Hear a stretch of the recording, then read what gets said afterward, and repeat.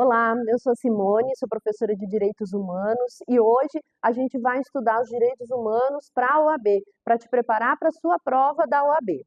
A gente vai fazer um estudo aqui sobre uma parte bem introdutória e bem histórica dos direitos humanos, mas que costuma ser muito cobrada em prova. Essa parte histórica, né, ela trata das gerações de direito, das gerações dos direitos humanos. O que seriam essas gerações? Essas gerações seriam os momentos históricos pelo qual os direitos humanos passaram e que foram gerando novos direitos, que foram trazendo a necessidade de novos direitos serem criados, de novos direitos surgirem, né? E essas gerações, então, elas são essas etapas, né? Os doutrinadores dividem essas gerações de acordo com o momento histórico e com o direito que foi criado ou que foi necessário naquela etapa. Alguns doutrinadores preferem chamar de dimensão e não de geração, né? Então vocês podem ver, às vezes, ou na sua prova, ou em algum livro que você for estudar, o termo dimensão. O termo dimensão também tem o mesmo significado de geração, que é essa etapa, esse momento histórico dos direitos humanos, e também pode ser utilizado o termo família, né? Família de direitos, que também tem o mesmo significado. Famílias de direitos foi utilizado esse termo logo após o contexto da Segunda Guerra, com aquela ideia de fraternidade e tal. Aí surgiu essa ideia de família, né, de algo mais que englobasse mais os direitos de uma forma mais ampla, né. Quando se trata de dimensão, a gente fala em dimensão porque alguns doutrinadores entendem que geração deixa o direito um pouco estático, né? Deixa como se houvesse começo e fim. E nos direitos humanos a gente não pode pensar dessa forma, olhar dessa forma, como algo com começo e com final, né? Então, por isso que às vezes alguns doutrinadores preferem usar esses outros termos. Mas, seja geração, seja dimensão ou seja família, o significado é o mesmo, certo? Eu vou usar aqui o termo de geração, que é o mais comum, mas caso vocês verem esses outros termos, vocês já sabem que se trata das gerações de direito. Então, começa as gerações de direitos humanos pela primeira geração. A primeira geração, ela surge na passagem do Estado absolutista para o Estado liberal. Então, essa primeira geração de direitos, ela surge naquele momento em que o indivíduo ele não era visto como o centro das atenções, ele não era visto como um portador de direitos. E o Estado, ele era absoluto.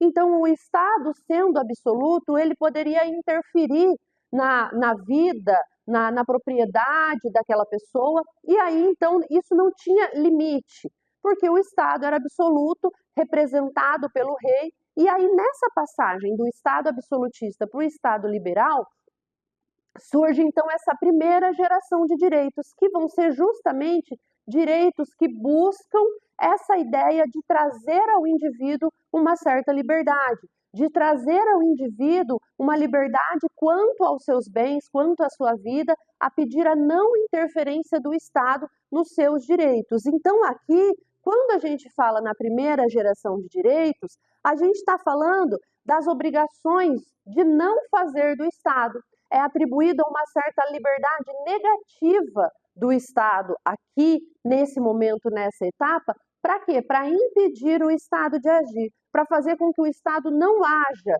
mas para não prejudicar o indivíduo.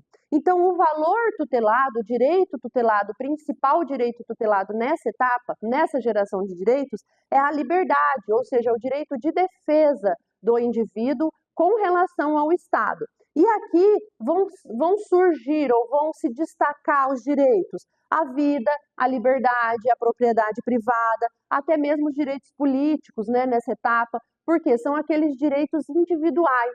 Surgem então esses direitos individuais nessa primeira geração de direitos. Depois, na segunda geração, já é um novo momento. Então, numa nova etapa, num momento de um contexto histórico logo após a Revolução Industrial, um outro contexto histórico, um outro momento histórico. Nesse outro momento histórico, já temos uma certa liberdade individual. já tem uma certa liberdade do indivíduo com relação à atuação do Estado.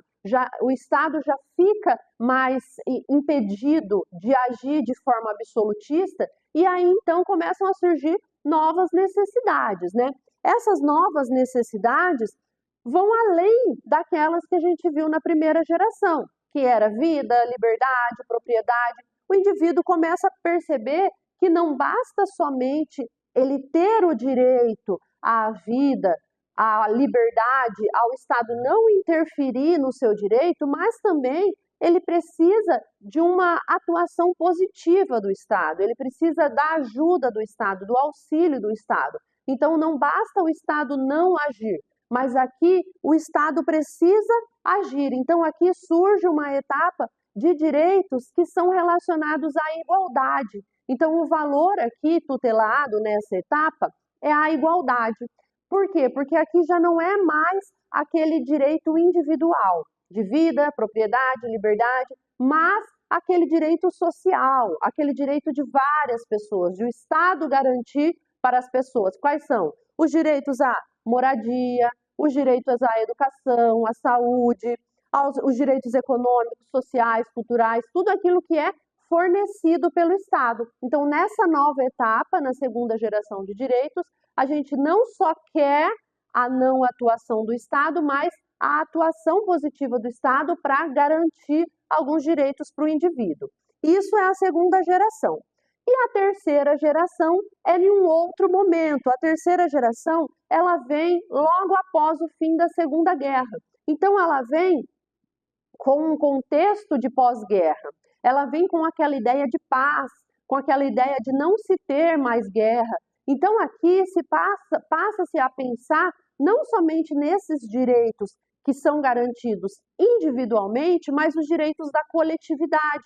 Aqui vem aquela ideia de fraternidade, vem aquela ideia de solidariedade. Então, aqui é muito marcado esse momento, essa terceira geração, pela criação da ONU, que é no momento que surge a ONU, é no momento que surgem os direitos relacionados à fraternidade, à solidariedade. E aqui, então, a gente retira o foco do indivíduo e passa o foco não só para as necessidades pessoais dele, mas para as necessidades da coletividade. Então, é nessa etapa que surgem os direitos difusos ou os direitos coletivos, que são aqueles direitos da coletividade ou de um certo grupo de pessoas.